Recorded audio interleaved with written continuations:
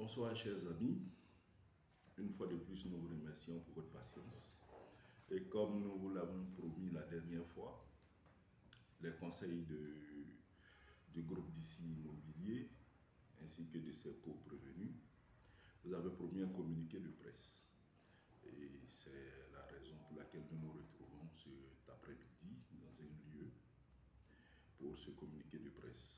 Je suis Maître Koulibaly Sierman avec mon confrère Maître Kouadio Boitenin Serge qui vous lira le communiqué de presse que nous avons préparé et par la suite, selon notre inspiration, nous vous permettrons une ou deux questions. Sur ce, je laisse la parole à mon éminent confrère Maître Kouadio. Ok, merci beaucoup, merci chers confrères.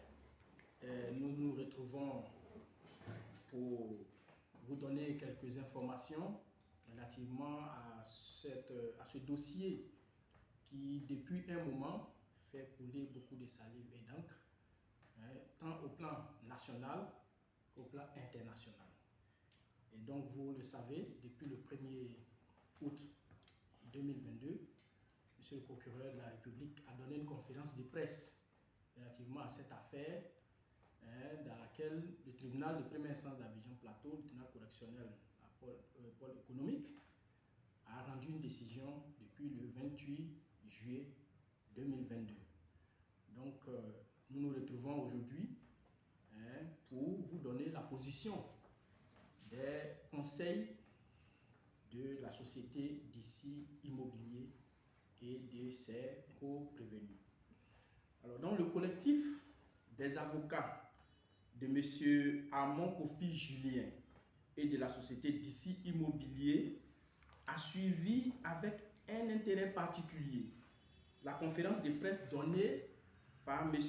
Angonon Richard, substitut du procureur de la République près le tribunal de première instance d'Abidjan Plateau, le lundi 1er août 2022 au siège du pôle pénal, économique et financier. Au cours de cette conférence de presse, le représentant du parquet a tenté de justifier l'injustifiable, à savoir la décision rendue le 28 juillet 2022 par la première chambre de jugement du pôle pénal, économique et financier. Pour nous, la procédure correctionnelle étant toujours en cours, appel du dit jugement correctionnel ayant été relevé le 2 août 2022, nous nous réserverons sur certains points de droit qui feront l'objet des débats en appel. Cependant, nous, Conseil des prévenus, voudrions éclairer l'opinion nationale et internationale sur certains éléments de ce dossier qui vont en contradiction avec les propos tenus par le représentant du parquet lors de sa conférence de presse. De quoi s'agit-il? Monsieur Tebili Digbe Michel, qualifié d'imprimeur sans niveau par le parquet au cours d'un voyage à Dubaï, a fait la connaissance de personnes qui lui ont donné l'adresse d'une structure à même de financer des projets en Afrique et particulièrement en Côte d'Ivoire. Ainsi naissent les relations d'affaires. Quelques années plus tard, à l'imprimerie où il exerce, ce dernier fait la rencontre de M. Kofi Amon Julien, docteur en architecture, porteur de divers projets immobiliers, dont le projet de construction de 4513 logements. C'est ainsi que M. Tebili Digbe Michel et M. Kofi Amon Julien échangent. Et le docteur Kofi lui fait savoir qu'il est à la recherche de financement pour ses projets. C'est ainsi que M. Tebili Michel rentre en contact avec les financiers dont il avait les références et contacts, qui se sont montrés ouverts à toute discussion. Alors, les éléments entrant dans la constitution d'un dossier de demande de financement, bien que rédigés par le docteur Kofi Amon Julien, ont été transmis par M. Tebili Digbe Michel aux financiers. M. Tebili Digbe Michel devint alors l'intermédiaire entre le docteur Kofi Amon Julien et les financiers pendant une certaine période. Les financiers ayant donné leur accord, le docteur Kofi Amon Julien, pour sécuriser le financement envisagé, prend attache avec un notaire de la place en la personne de Maître Assalé Tamo Jean-Marie. Il a alors été convenu que le transfert de fonds en faveur de DC Immobilier, la structure à financer, se ferait via le compte bancaire du notaire ouvert dans les livres de la Société ivoirienne de banque, dite CIB.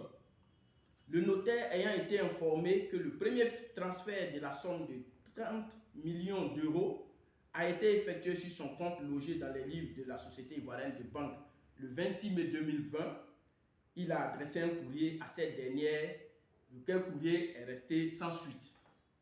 C'est alors que Maître Assalé Tano Jean-Marie, sur invitation de la CIB, accompagné pour l'occasion de messieurs Kofi Amon Julien, Amoussou Bédon, Raoul Honoré et Tébili Digbe Michel, se sont rendus à la Société ivoirienne de banque avec le document justificatif du virement. À leur grande surprise, ils ont été invités à se rendre au bureau de l'inspecteur général de la dite banque qui leur a demandé, sous menace, de renoncer au bénéfice de leur SWIFT. Ayant refusé cette proposition indécente et après les avoir maintenus dans un bureau sous bonne garde, a fait appel à la police économique qui est venue immédiatement les arrêter. Après 3 jours de garde à vue, il s'en est suivi leur déferment au parquet d'Abidjan Plateau le 19 décembre 2020. Et une information judiciaire a été ouverte à leur encontre, suivie de leur placement sous mandat de dépôt à cette même date. Il n'est pas surabondant de rappeler que c'est 2 jours après leur interpellation par la police économique que la Société ivoirienne des banques a déposé une plainte formelle pour justifier la dite procédure. Tel est le début de cette affaire rocambolesque initiée par la CIB. Les 3 premiers cités ont bénéficié d'une mise en liberté provisoire au bout de 14 jours de détention à la maison d'arrêt de correction d'Abidjan, Maka, soit le 31 décembre 2020, tandis que M. Tébili Digbe Michel reste détenu jusqu'à ce jour. Au cours d'une des audiences, la CIB, pour soutenir sa plainte, a produit des documents tronqués qui devaient, selon elle, démontrer la culpabilité de nos clients. À la suite de cette production de ces documents, le tribunal, estimant avoir besoin d'un supplément d'information, a commis un expert judiciaire par ordonnance numéro 01/2022 en date du 3 juin 2022. Le bureau Afrique d'expertise judiciaire et d'investigation a été désigné en sa qualité d'expert judiciaire avec les missions suivantes. Premièrement, entendre la société Forex Capital Market Limited sur la réalité de ses relations d'affaires avec la société DC Immobilier. Deuxièmement, vérifier auprès de celle-ci l'effectivité et le cas échéant des raisons du transfert de la somme de 30 millions d'euros qu'elle aurait effectué sur le compte de Maître Assalé Tano Jean-Marie, logé dans les livres de la Société ivoirienne des banques dite CIB. Vérifier si la Société ivoirienne des banques dite CIB a reçu un virement de la somme de 30 millions d'euros pour le compte de l'un des mis en cause pour la période litigieuse, de même que le motif du dit virement.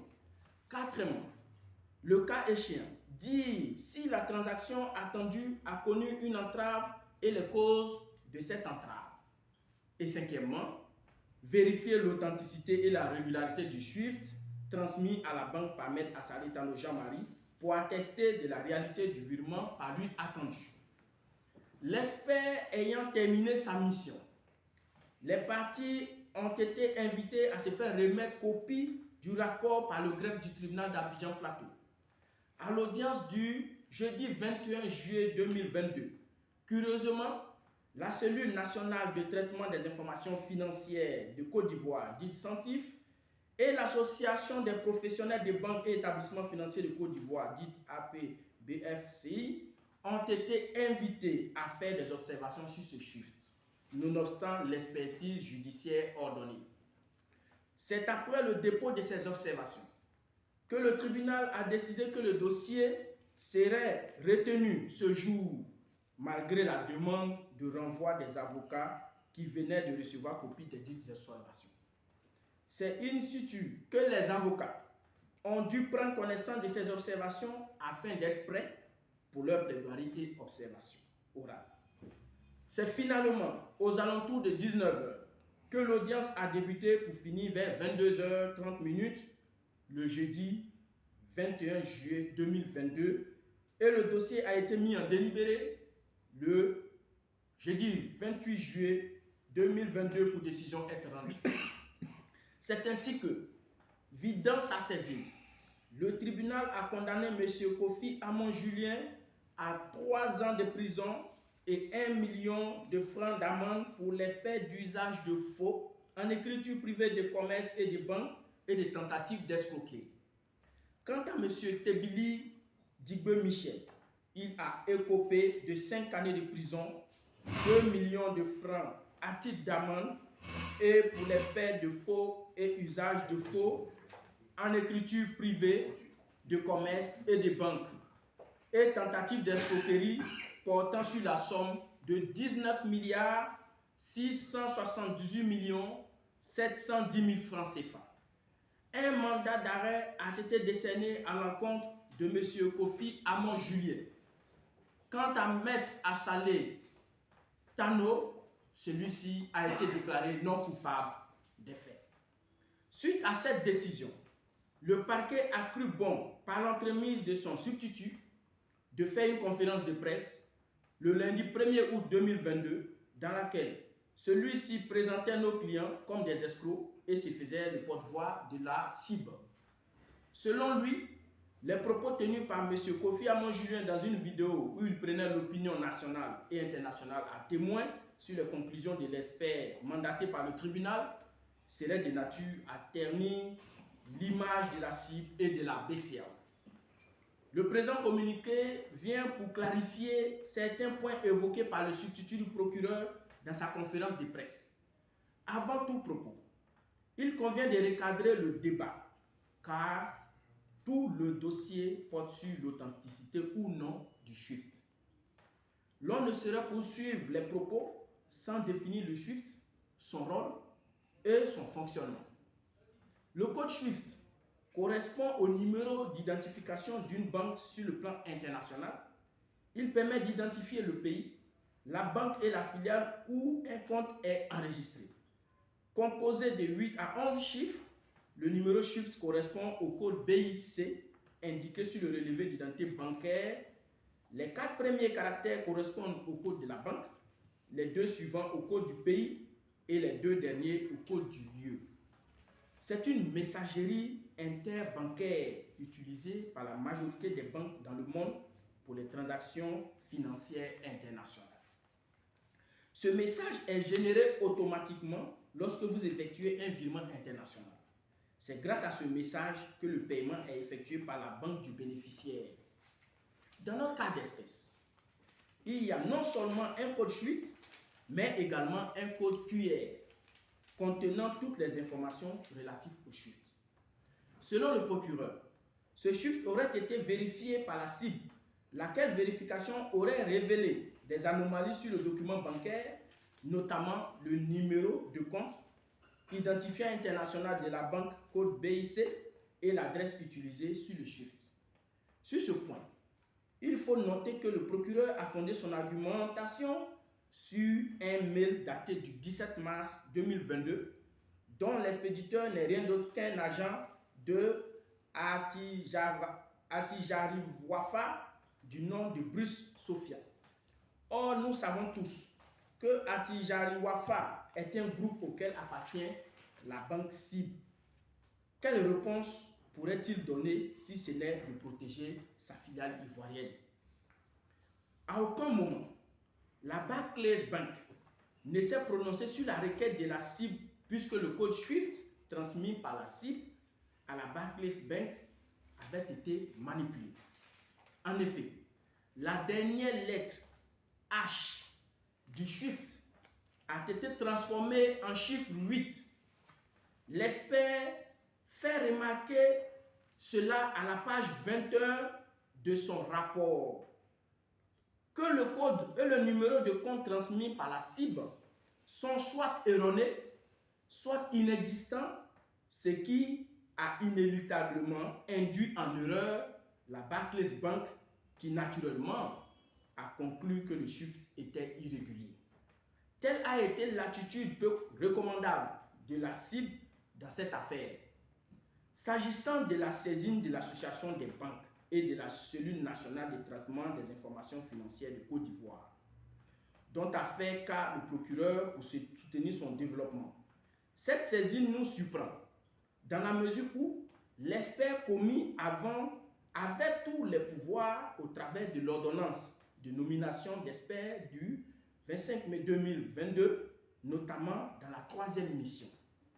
Mieux, il revenait au magistrat instructeur, au cours de l'information judiciaire, de saisir ces institutions ou à tout le moins le parquet de solliciter l'appui des dites institutions pour la manifestation de la vérité.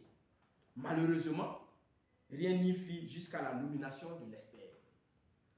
Dans sa narration des faits, le procureur fait noter que les 3 rapports scientifiques, APBF, experts judiciaires, auraient abouti à la même conclusion, c'est-à-dire la fausseté du SWIFT. Il faut noter que l'APBF n'est ni plus ni moins qu'un syndicat des banques et à ce titre ne pouvait conclure qu'en faveur de son membre, qui est la cible. Nous demandons à monsieur le procureur de bien vouloir relire le rapport d'expertise, notamment en sa conclusion générale, à la page 31, au point 7 et 8. Au point 7 du rapport de l'expert, celui-ci conclut en ces termes. Les éléments constitutifs d'un chiffre authentique sont réunis dans le document chiffre B, c'est-à-dire le chiffre produit par nos clients, ce qui confirme sans aucun doute, l'authenticité du chiffre émis par la Barclays Bank. Le décryptage du code QR par l'expert donne des informations identiques au contenu du chiffre original envoyé par la Barclays Bank. Vous verrez cela à la page 22 et 23 du rapport de l'expert. Sur le point 8 de la conclusion générale de l'expert, ce dernier dit ceci. Le code QR est conforme au SWIFT original. Alors, de quoi parle alors le substitut du procureur lorsque l'expert judiciaire désigné par le tribunal tire la conclusion selon laquelle le SWIFT est authentique? Mais il n'est pas superflu de rappeler que l'expert a mené des investigations cohérentes, lesquelles ont abouti aux résultats relevés plus haut. En effet, dans ses recherches, l'expert est remonté jusqu'à l'adresse IP de la machine qui a généré le SWIFT. Nous livrons la teneur de ses recherches. Et dans le rapport, il dit, je cite, « Par ailleurs, l'exploitation du code source nous a restitué l'adresse géographique et le numéro de téléphone identifié comme étant 0044 34 57 34 53 45 comme étant le numéro de téléphone de la Barclays Bank. Pour revenir sur le fonctionnement du groupe Attijariwafa Bank, lors d'une séance de travail avec l'expert, M. Ajaka Mehdi, cadre à la cible, a informé l'expert que toutes les relations internationales se font à leur niveau uniquement via Attijariwafa Bank Europe, qui est leur correspondant à l'international, de sorte que leurs transactions ne transitent pas par la Banque centrale BCAO. Par ailleurs, lorsque nous consultons le rapport du tracking, il ressort que la banque a bel et bien reçu les fonds. Pour preuve, à la page 28 du rapport de l'expertise, l'expert confirme l'effectivité du transfert en ces termes. Le tracking code ou code de recherche est une référence unique de bout en bout. Le code unique pour chaque transaction SWIFT permet de tracer et d'authentifier une transaction dans tout le système bancaire SWIFT. Et le tracking code, dans notre cas d'espèce, est le suivant. 34 52 87 96 52 01. Identifié dans le document A, item numéro 2 à la page 1. Et dans le document B, dans la section message. Il conclut pour dire, au regard des extraits électroniques, document A et des larges indices qui existent, il y a lieu de noter l'effectivité du transfert. Il y a lieu de noter l'effectivité du dit transfert. Alors, mesdames et messieurs, de quoi parlons-nous? Pour les personnes peu averties, lorsqu'on vous informe que votre transfert est effectif, qu'est-ce que cela veut dire? Cela veut dire, dans un langage courant, que votre argent est soit sur votre compte, soit dans les livres de votre banque, et que dans un bref délai, vous l'aurez à disposition. Mieux, l'expéditeur des dits fonds n'a plus la possibilité de récupérer ses fonds par le même canal. Or, il ressort du certificat d'envoi délivré par la Barclays Bank que la compensation a été faite le 2 juin 2020 à 9h12 minutes 09 secondes.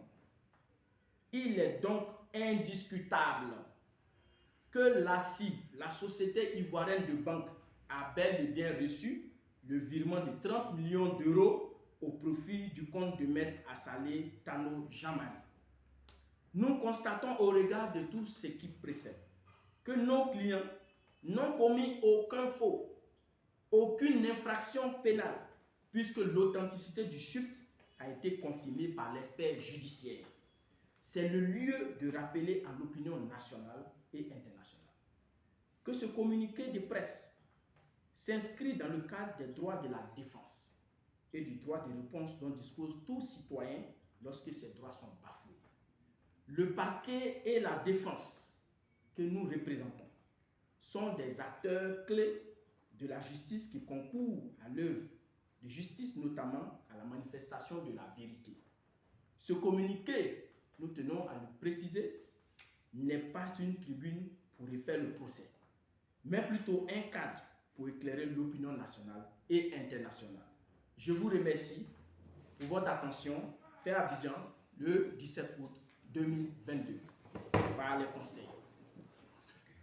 Ok, après cette brillante lecture et ces explications de Maître Boitené, je vais faire succinctement quelques observations pour que tous soient à même de comprendre ce qui a été dit. En résumé, nous avons une procédure initiée, une plainte de la CIB qui a conduit à l'arrestation au déferment de certaines personnes. Le tribunal, dans la recherche de la manifestation de la vérité, désigne un expert judiciaire par une décision de justice. L'expert est désigné par une décision de justice, une ordonnance qui est une décision de justice. L'expert dépose son rapport d'expertise. Il s'agissait de quoi? Déterminer si nos clients ont tenté d'escroquer la cible ou pas. L'expert conclut pour dire que le SWIFT est authentique. Donc, si l'expert conclut que le SWIFT est authentique, le débat est clos dans le cadre de cette procédure pénale. À la page 21 de son rapport, voici le document qu'il produit. Pour authentifier le SWIFT, voici le code QR qui se trouve sur le SWIFT et voici le décryptage de ce code qui dit bien que le transfert de 30 millions d'euros a été effectif au niveau de la cible et à la date. Comme vous pouvez le constater, ce rapport d'expertise du mardi 7 juin au vendredi 8 juillet 2022, le tribunal veut être éclairé sur une question. Le SWIFT est-il faux ou authentique? L'expert, après avoir fait tout ce travail, vous dit à vous le tribunal que le SWIFT est authentique. Nous ne comprenons pas pourquoi, après le dépôt d'un tel rapport, le CENTIF est sollicité à la date du 12 juillet 2022 par le juge chargé du complément d'information. c'est-à-dire 4 jours après que cette expertise ait été faite, qui conclut pour dire, même pas que le suite est faux, le scientifique conclut pour dire qu'il y a un doute.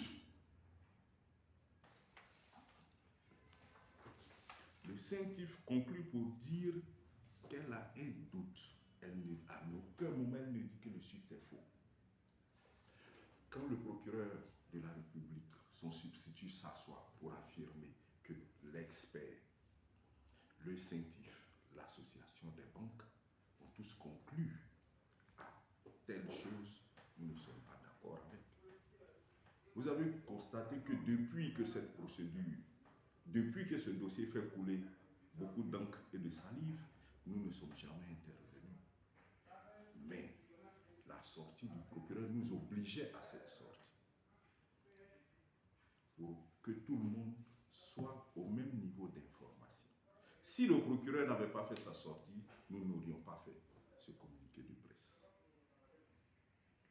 Dans notre jargon à nous, on parle de parallélisme de forme. Le procureur sort, nous les conseils, nous sortons aussi. Nous disons que ce dossier sera débattu en appel. Nous expliquons simplement les comptes vérités que le procureur de la République, à la personne de son substitut, a eu à tenir sur les antennes de la télévision nationale. Nous apportons notre part de vérité. Et comme vous l'avez vu, ce sont des documents. Nous vous présentons les documents. Nous ne faisons qu'une analyse de ces documents. Le rapport d'expertise qui fait combien de pages conclut à l'authenticité.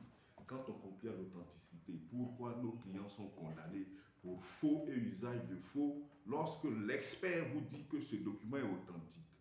Le faux se trouve où? M. Hamon est condamné pour usage de faux.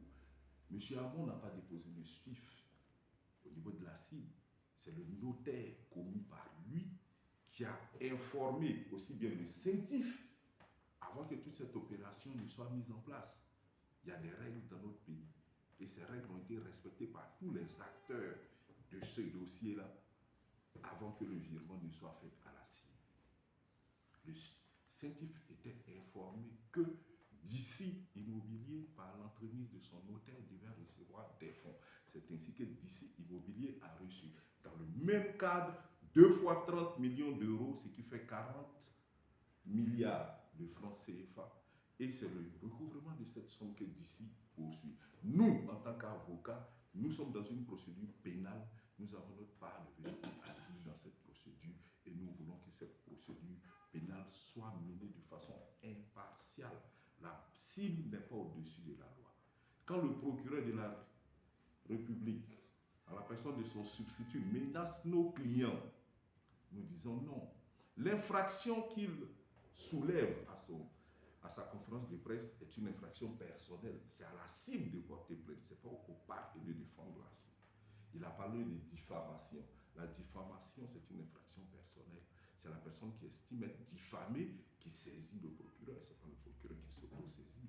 Donc le procureur n'a pas à plaider par procureur pour le compte de la cible. Toutes les parties sont au même niveau. La justice, c'est l'équité, l'impartialité. Même si le parquet, c'est le parquet qui poursuit, mais le parquet poursuit à charge et à décharge. Donc nous estimons que notre part, qu'il y a des choses dans ce dossier qui n'ont pas été dites. Il y a des choses dans ce dossier qui se passent. Pour notre part, nous nous concentrons sur notre procédure pénale.